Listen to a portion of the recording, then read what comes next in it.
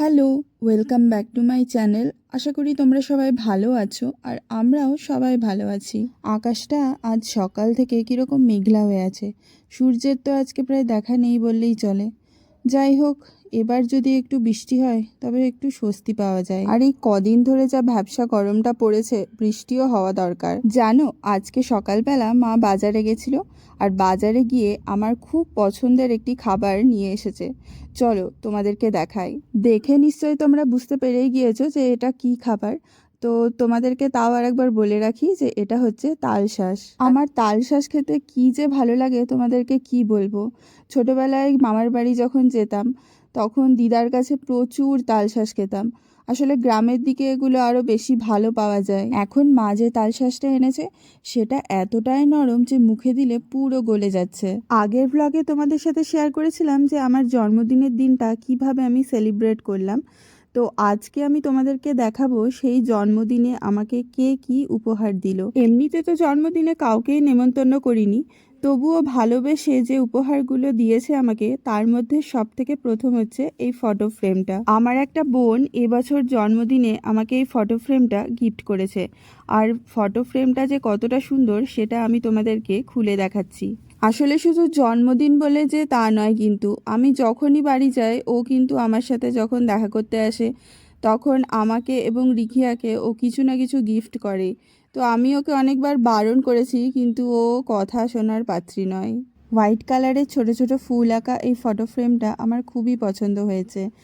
আর আমি এটা ঠিক করেছি যে মা আর রিখিয়ার একটা সুন্দর ছবি তুলে এই ফটো ফ্রেমটাতে রাখবো। আর এটা হচ্ছে একটা ওয়াটার বোতল যেটা স্তুতি রিখিয়াকে গিফট করেছে ফটো ফ্রেমটার সাথে। তো এই বোতলটাও কিন্তু খুবই সুন্দর হয়েছে। রিখিয়ার স্কুলের জন্য আমি ভাবছিলামই যে একটা ওয়াটার বোতল কিনতে হবে। তো যাক, বেশ ভালোই হলো, এটা রিখিয়া স্কুলে নিয়ে যেতে পারবে। চলো, বোন এবার জন্মদিনে আমাকে কি গিফট করেছে সেটা এবার তোমাদেরকে দেখাই। অক্সিডাইসের যে কোনো ইয়াররিংস বলো, ব্যাঙ্গেলস বা যে কোনো ধরনের নেক পিস কিন্তু আমার বরাবরের খুব পছন্দের। তো ও জানতো এই ব্যাপারটা, তো সেই জন্য আমার জন্য ও এবছর এই ব্যাঙ্গেলস আর এই ইয়াররিংসটা কিনেছে। আর ব্যাঙ্গেলসটার ডিজাইনটা দেখো কতটা সুন্দর আর বেশ ইউনিক ধরনের। আর আমার হাতে এর সাইজটাও একদম ঠিকঠাক হয়েছে। এর আগে আমি একটা নিজে কিনেছিলাম, কিন্তু ওটা একটু বড় হচ্ছে। আর এই কানের দুলটা যে কতটা আমার পছন্দ হয়েছে আমি বলে বোঝাতে পারবো না। আমার অক্সিডাইসের যে বড় বড় ঝুমকোগুলো হয় সেগুলো আমার অতটাও পছন্দ না। আমার এই ছোট কানের দুল পরতে খুবই ভালো লাগে। মা আগের বছর আন্দামান ঘুরতে গেছিল, তো ওখান থেকে আমাদের জন্য যে গিফটগুলো এনেছিল তার বেশিরভাগটাই পার্সেল করে আমাকে ব্যাঙ্গালোরে পাঠিয়ে দিয়েছিল। কিন্তু তার মধ্যে যেগুলো একটু দামি গিফট ছিল তো সেগুলো পাঠায়নি, যদি বাই চান্স হারিয়ে যায়। তো এখন আমাকে সেগুলো দিয়েছে। তো তার মধ্যে এই পার্লের ইয়াররিংস আর তার সাথে এই লকেটটা। এর আগে আমি পার্লের অনেক ডিজাইন পরেছি, কিন্তু এই ডিজাইনটা আমার কাছে অনেকটাই বেশি ইউনিক লেগেছে। আন্দামানে কিন্তু অনেক ভালো কোয়ালিটির মুক্ত পাওয়া যায় এবং ওখানকার যে কোনো ডিজাইনই বেশ ইউনিক ধরনের। এটার সাথে একটা ব্রেসলেটও মা আমার জন্য কিনেছিল। তো ওটা অন্য জায়গায় রাখা ছিল বলে ওটার ভিডিও শ্যুট করতে আমি ভুলে গেছি। এছাড়াও আন্দামান থেকে আমাদের দুজনের জন্য এই দুটো মালা কেনা হয়েছে আর রিখিয়ার জন্য এই ব্রেসলেটটা। এরপর যে গিফটগুলো দেখাবো সেগুলো জন্মদিনে পাওয়া গিফট নয়। মা কিছুদিন আগেই পুরী ঘুরতে গেছিল, তো ওখান থেকেই আমার জন্য এই জিনিসগুলো কিনে এনেছে। জগন্নাথের মুখ বসানো এই ম্যাগনেটটাই, জগন্নাথের মুখটা কিন্তু বেশ অন্য ধরনের।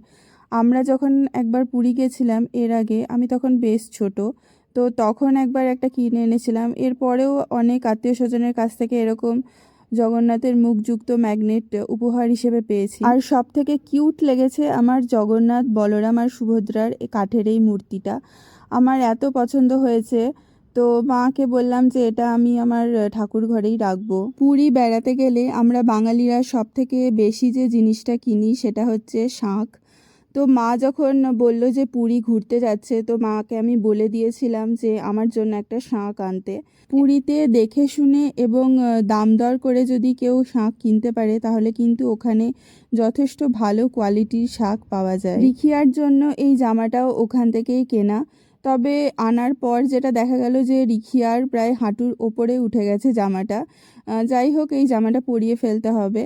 আর এই জামাটার সাথে ম্যাচ করে আমার মাসি রিখিয়ার জন্য এই ব্যাগটা ওকে কিনে দিয়েছে।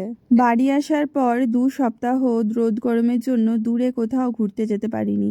তাই আজকে ওয়েদারটা যেহেতু একটু মেঘলা মেঘলা, তাই সবাই মিলে ঠিক করলাম যে একটু কোথাও ঘুরে আসা যায়। যেখানে যাচ্ছি বাড়ি থেকে অনেকটাই দূরে বলে আমরা দুপুরে লাঞ্চটা আজকে তাড়াতাড়ি করে নিয়েছি।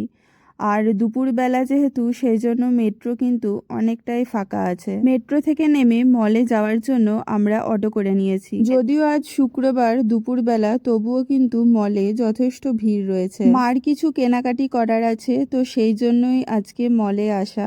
আর তার সাথে ভাবলাম যে একটু ঘুরেও আসা যাবে। দোকানের ভিতর ঢুকে মা আর রিয়ার যা যা কেনার সেগুলো দেখছে। আর এইদিকে রিখিয়াকে দেখো, চুপচাপ বসে থাকতে থাকতে কখন যে ও দুষ্টুমি শুরু করে দেয় সেটা কেউই বুঝতে পারবে না। বাইরের লোক যারা ওকে প্রথমবার দেখে তারা কিন্তু সবাই আমাকে বলে যে ও কত শান্ত, কিন্তু ও যে কতটা দুরন্ত আর কতটা যে ও দুষ্টুমি করতে পারে সেটা ঘরের লোক ছাড়া আর কেউ বলতে পারবে না। দোকান থেকে বের হওয়ার পর দোকানের বাইরেটা দেখি এইভাবে সুন্দর করে সাজিয়েছে। তো মাসিকে এখন বলছে যে মোবাইলে ওকে এইটার সামনে কয়েকটা ফটো তুলে দিতে। এখনকার বাচ্চারা কতটা স্মার্ট সেটা দেখলেই বোঝা যায়। আমি তো ওর বয়সে এইসব ফটো তোলা কী জিনিস সেই সব কিছুই বুঝতাম না। সমস্ত কেনাকাটি হয়ে যাওয়ার পর এখন আমরা ফুড কোর্টে চলে এসেছি, আর সেই সাথে কিছু স্ন্যাক্সও অর্ডার করেছি। ফুড কোর্টেও কিন্তু যথেষ্ট ভিড় রয়েছে। আশেপাশের দৃশ্যটা দেখে তোমরা নিশ্চয়ই বুঝতে পারছো। এরপর আমরা একটা সিজলার অর্ডার করলাম। একসাথে অনেক কিছু থাকে এক প্লেটে, আর শেয়ার করেও খাওয়া যায়। রিখিয়া খাবারটা দেখে প্রথমে কিছুটা অবাকই হয়ে গেছিল, যে ওর প্রথম কোশ্চেন এটাই ছিল যে খাবার থেকে এত ধোঁয়া বেরোচ্ছে কেন। তো পরে ওকে বুঝিয়ে বলা হয় ব্যাপারটা। আর ও যত বড় হচ্ছে ওর মনের কিউরিসিটি কিন্তু ততটাই বাড়ছে। মল থেকে বেরোতে বেরোতে আমাদের প্রায় বেশ খানিকটা সন্ধেই হয়ে গিয়েছিল। আর এই সময় মেট্রোতে কি ভিড় হয় তোমরা সকলেই জানো, যেহেতু অফিস ছুটির সময়। তো প্রথমে একটা মেট্রো বাদ দিয়ে দিই, কারণ ভীষণ ভিড় ছিল। আজকের ব্লগটা তাহলে এখানেই শেষ করছি। ব্লগটা কেমন লাগলো কমেন্ট করে জানিও। আর ব্লগটা যদি তোমাদের ভালো লেগে থাকে তাহলে লাইক আর সাবস্ক্রাইব করতে কিন্তু অবশ্যই ভুলবে না। আজকের মতো এখানেই। তোমাদের সাথে খুব শিগগিরই দেখা হচ্ছে অন্য আরেকদিন নতুন আরেকটি ব্লগে।